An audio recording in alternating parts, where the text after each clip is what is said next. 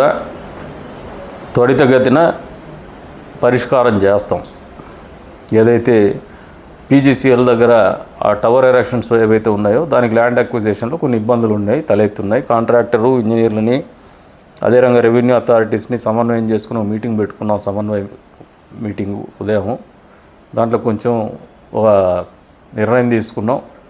త్వరితగతిన దాన్ని కూడా పూర్తి చేస్తామని చెప్పేసి ప్రజలకు కూడా తెలియజేస్తున్నాం. తద్వారా ట్రాఫిక్ సమస్యలు ఏదైతే ఉన్నాయో కదిరిలో దాన్ని తొలగించుకునే దిశగా అడుగులేస్తున్నామని చెప్పేసి కూడా ప్రజలకు తెలియజేస్తున్నాం. ఎందుకంటే దాదాపు 250 కోట్ల ప్రభుత్వ ధనం, ప్రజాధనం. అది ప్రధానమంత్రి గారు ఆ రోడ్డును ప్రారంభించినటువంటి పరిస్థితి.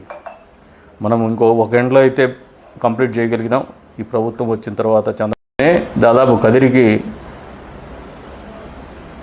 ఎప్పటి నుంచో ఉన్నటువంటి ట్రాఫిక్ సమస్య తీరేటువంటి పరిస్థితులు ఉంటాయని చెప్పేసి బలంగా నమ్ముతున్నాం. అది పరిష్కరిస్తామని చెప్పేసి కూడా ప్రజలకు తెలియజెప్తున్నాం.